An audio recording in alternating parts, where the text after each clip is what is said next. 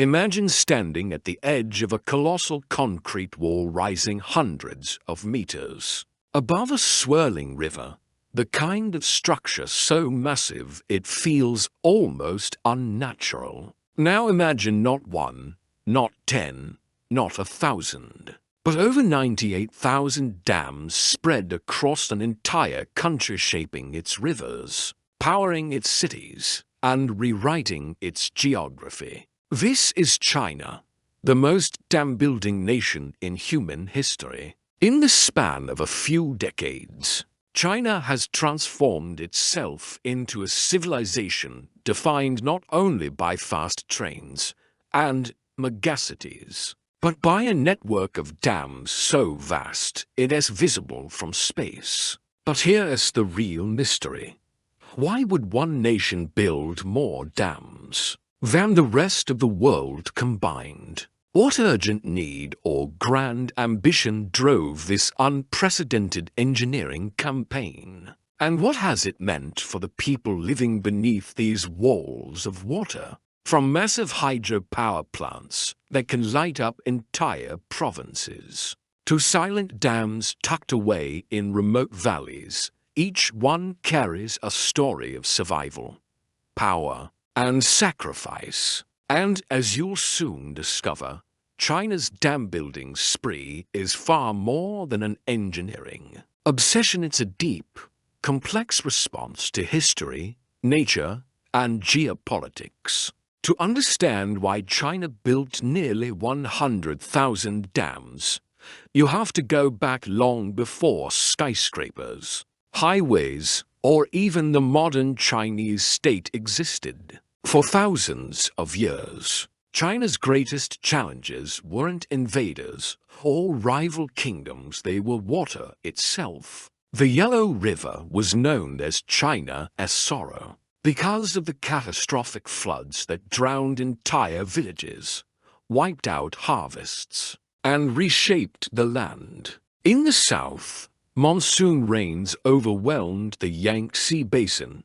In the north, droughts left millions hungry. Water was unpredictable, brutal, and often uncontrollable. As China entered the 20th century and then sprinted into the 21st, its leaders knew that taming water wasn't just a matter of convenience. It was a matter of national survival. When China began industrializing at extraordinary speed, the demands for electricity surged. Cities were growing, factories were running non-stop, and hundreds of millions of people needed power.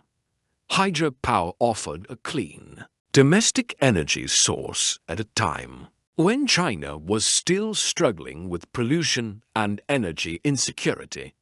But energy was only part of the story.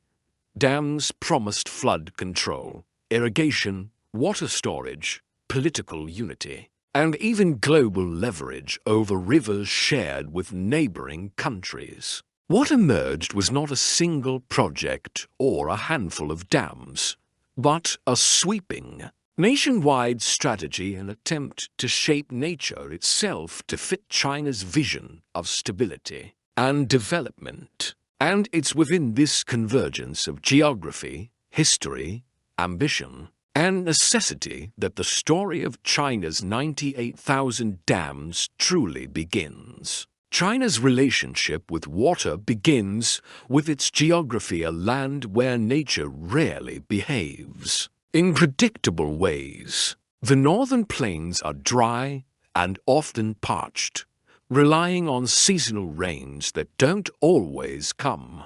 The southern regions, by contrast, sit under the weight of heavy monsoon systems that can dump staggering amounts of water in a short time. This imbalance has shaped Chinese civilization for thousands of years. With water scarcity in one part of the country and overwhelming floods in another, the Yellow River, often called the Mother River of China, has also been its greatest threat. Over centuries, this river has changed its course dozens of times, and caused some of the deadliest floods in human history. Entire communities vanished under walls of muddy water, and massive reconstruction was required each time disaster struck. Meanwhile, the Yangtze River, carrying more water than any other river in Asia, unleashed devastating floods almost every decade. These were not minor inconveniences. They threatened food supplies, transportation routes, and the very stability of governments. For ancient leaders, controlling water meant controlling the nation. Fast forward to modern times, and the challenge only becomes more urgent. As China's population expanded and cities grew denser, the stakes of water mismanagement increased dramatically. Floods today could devastate industrial zones, agricultural belts, or megacities housing millions. Conversely, droughts in the north could bring factories to a halt and destroy crops across vast stretches of farmland. On top of this, many of China's rivers flow unevenly throughout the year. Some regions receive too much water at once and too little later. Dams became the chosen solution to stabilize these extremes, capturing excess water in the rainy season, releasing it during dry periods, and taming rivers that have long been forces of chaos. In China's eyes, controlling nature wasn't optional. It was essential for survival. As China sprinted into rapid industrialization, one of its biggest questions was simple yet monumental. Where would the energy come from to power the world's largest population and the fastest growing economy? Factories, subways, high-speed trains, and new skyscrapers all demanded enormous amounts of electricity. Coal had traditionally been China's main energy source, but it brought brutal air pollution, dangerous mining conditions, and dependence on imports. Hydropower, by contrast, offered a clean, domestic, and renewable alternative, one that could be generated by China itself using its rivers. This idea became irresistible to planners and officials. Building dams meant building energy independence. It meant powering provinces with local resources rather than relying on distant coal mines or foreign oil. And in the eyes of the government, hydropower was more than just energy, it was national progress. The Three Gorges Dam became the centerpiece of this ambition. Rising across the Yangtze River, it is one of the largest power stations ever built by humanity. Its turbines generate enough electricity to light up dozens of cities, reduce coal usage, and symbolize China's engineering capability to the world. But China didn't stop at one mega project. It built hundreds of hydropower stations in mountainous regions where steep drops made energy production easier. Remote valleys transformed into hubs of electricity generation, sending power across thousands of kilometers to coastal cities. To support economic growth, China built dams at a pace unmatched by any nation before or since. Hydropower now provides a huge share of China's renewable energy and plays a crucial role in meeting climate goals. For China's leaders, dams weren't just infrastructure, they were engines of modernization, symbols of ambition, and assurances that the nation's rise would not be constrained by energy shortages. Few countries understand the destructive force of floods like China. Throughout history, seasonal flooding from the Yellow and Yangtze rivers has reshaped the land and taken millions of lives. Entire dynasties were weakened or overthrown because they failed to control the water that defined China's landscape. As the nation entered the modern era, it became increasingly clear that relying solely on embankments and natural barriers was no longer enough. Dams offered a powerful tool to finally regulate these volatile rivers. By holding back massive volumes of water during flood season, dams could prevent the sudden surges that once wiped out farmland and cities with terrifying speed. In the summer, when monsoon rains poured down the mountains and threatened to overflow rivers, China's reservoirs acted as safety buffers, catching water before it could rush downstream. Later, during dry months, the same reservoirs could release stored water gradually, ensuring stable river levels. This dual-function protection and supply became central to national planning. Flood control wasn't just about preventing disasters, it was about creating predictability. A stable river system meant transportation routes stayed open, farms weren't destroyed, and industries could operate without fear of sudden shutdowns. For southern China, where flooding was frequent and intense, major dams like MZA and the Three Gorges became guardians of entire regions. Even smaller dams along tributaries played crucial roles in slowing water flow, reducing erosion, and preventing destructive overflow during heavy storms. At the same time, water management expanded beyond flood prevention. Dams supported drinking water storage, environmental flow regulation, and long-term drought mitigation. They allowed officials to control not just when water flowed, but how much and to where. In a country with such varied climates and river behavior, this kind of control became indispensable. China's vast network of dams created a more stable and predictable environment, even if it meant reshaping entire landscapes. Feeding 1.4 billion people is a challenge few nations can imagine.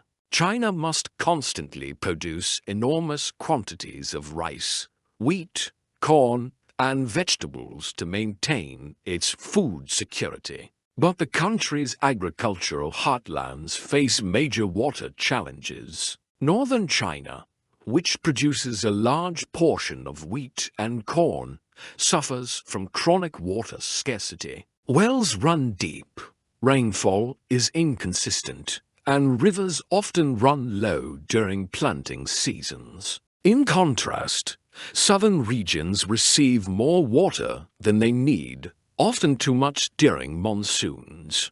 This imbalance made dams and reservoirs essential tools for national stability. With controlled reservoirs, China could store vast amounts of water in the wet season and divert it to dry agricultural belts during critical times. Irrigation systems fed by dams now reach millions of hectares of farmland, turning previously unreliable land into productive fields. Without dams, many farming regions would face frequent crop failures due to unpredictable weather. Dams also help regulate the flow of sediment and nutrients. By preventing sudden floods that wash away topsoil, they help keep farmland fertile. The stored water supports livestock, fish farms, and village-level irrigation networks that depend on steady water availability.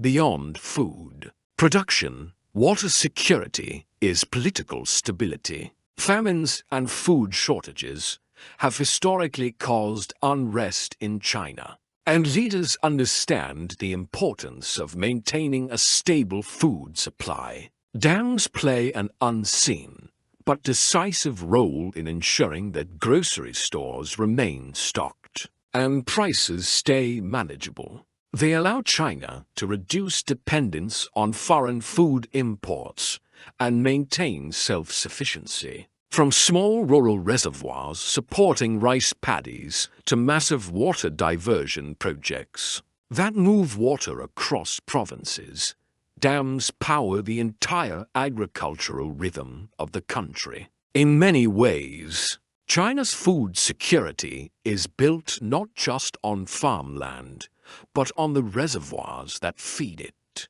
Behind China's massive dam-building effort lies a deeper political and social ambition. The desire to unify, modernize, and strengthen a vast and diverse nation. Infrastructure has always been a powerful tool in China's development strategy, symbolizing progress and demonstrating the capability of the state. Large dams, in particular, stand as monumental achievements, concrete proof of the government's ability to reshape nature itself. These projects became symbols of national pride. The Three Gorges Dam, for instance, wasn't just built to generate electricity. It was designed to be a landmark of China's technological prowess, a message to the world that China could accomplish what others considered impossible. Massive infrastructure also helps unify remote regions with the country's industrial core. Dams often come with new highways, railways, and power lines connecting rural areas to urban centers. This fosters economic growth and reduces regional inequality. At the same time, large projects mobilize millions of workers and require coordination across provinces, reinforcing centralized authority. The government's long-term planning model allows it to commit to multi-decade projects with enormous budgets, something many countries cannot sustain. As a result, China can build megastructures that serve both practical and symbolic purposes. Socially, dams create jobs, stimulate local economies, and offer new development opportunities. Entire towns may shift from agriculture to energy or construction-related industries. Yet, the political dimension goes even further. Controlling water is controlling stability. By managing water flows, the government reduces the risk of major disasters, preventing the kind of chaos that historically toppled dynasties. Dams also reinforce the narrative of modernization, one where China overcomes natural limitations through engineering. They represent confidence, ambition, and national unity. In the eyes of the state, dams are not just infrastructure, they're statements of identity, resilience, and vision for the future. China sits at the top of Asia's water tower, controlling the headwaters of many of the continent's most important rivers. The Mekong, Brahmaputra, Odyssey, Salween, and others all begin in Chinese territory before flowing into countries like India, Bangladesh, Myanmar, Laos, Thailand, and Vietnam. This geographic advantage gives China significant geopolitical influence, whether intentionally or indirectly. Building dams on these rivers allows China to control the timing and volume of water that reaches its neighbors. Lower-making countries, for example, depend on seasonal floods for agriculture and fishing. When upstream dams alter the natural flow, it can disrupt entire ecosystems and economies downstream. While China often insists its projects are for energy and development, neighboring nations see dam building as a potential strategic tool, one that could be used to pressure or influence them during diplomatic disputes. The Brahmaputra River is another major point of tension. It flows from Tibet into India and Bangladesh, supporting millions of people. Any large-scale diversion or damming by China raises concerns in New Delhi and Dhaka about water security, flood risks, and agricultural stability. Even if China has no intention of weaponizing water, the possibility creates geopolitical anxiety. Beyond Asia, China's expertise in dam construction has become part of its global strategy. Through the Belt and Road Initiative, Chinese companies build dams in Africa, Southeast Asia, and South America, exporting their technology and influence. This positions China as a global leader in hydropower and strengthens its diplomatic ties. Domestically, controlling transboundary rivers also helps China ensure its own water availability before the water leaves its borders.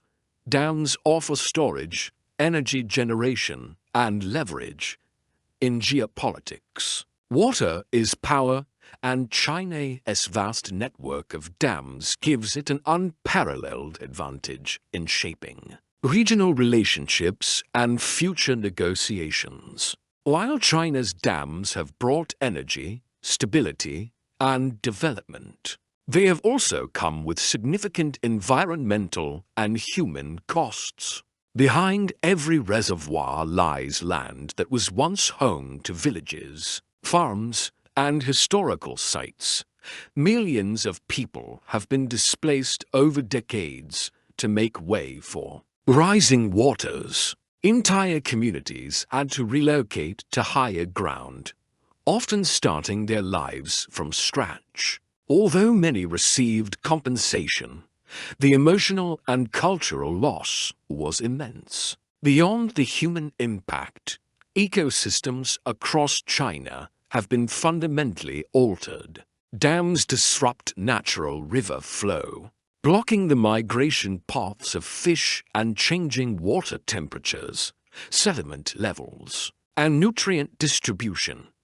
In the Yangtze River, several species have become endangered or disappeared entirely, including the famous Beiji dolphin, whose extinction is often linked to environmental pressures intensified by development, including dams. Sediment buildup behind dam walls reduces the natural flow of fertile soil downstream, affecting farmland and delta regions. This can accelerate erosion and weaken riverbanks, creating long-term instability. Large reservoirs can also trigger seismic activity when enormous amounts of water press down on fault lines. The added pressure can increase the likelihood of earthquakes, a concern especially relevant in mountainous regions of western China. On top of that, reservoirs in hot climates can release methane, a potent greenhouse gas, from decaying vegetation underwater. Even socially, not all dam projects have delivered equal benefits. Some rural regions sacrificed valuable farmland for electricity that primarily flows to distant cities. Balancing development with preservation becomes a constant struggle. Despite these challenges, China continues to refine its approach, investing in ecological restoration, sediment management, fish passages, and more sustainable designs. Still, the environmental and human costs remain a major part of the story, a reminder that reshaping nature always comes at a price China continues to confront. In the end, China's journey to building more than 98,000 dams is not simply a tale of engineering. It is a story of a nation reshaping its destiny by reshaping its rivers. These colossal structures stand as monuments to ambition, driven by the need to control floods, power cities, feed millions, and secure stability across a vast and diverse land. They reveal a country determined to master the natural forces that once threatened its very existence, while also pushing the boundaries of what modern infrastructure can achieve. Yet for all their benefits, the dams also carry shadows: displaced communities, altered ecosystems, and geopolitical tensions that ripple far beyond China's borders. They raise vital questions about sustainability, environmental responsibility, and the long-term consequences of altering nature at such an immense scale. As China looks to the future, the era of building giant dams is slowing, giving way to new priorities: ecological restoration, smarter water management, and more balanced development. But the legacy of these dams, both the triumphs and the costs, will continue to shape the country for generations. Whether they represent progress or overreach depends on where you stand along the riverbanks. They've transformed. What's certain is that China's dam-building story is far from over. It remains a powerful reminder of how a nation's greatest challenges can become the driving force behind its greatest transformations, and how the pursuit of security, growth, and national pride can leave a lasting imprint on the landscape. As the world watches China navigate the delicate balance between development and preservation, one question lingers: what does it truly mean to control a river, and what must be sacrificed to do so?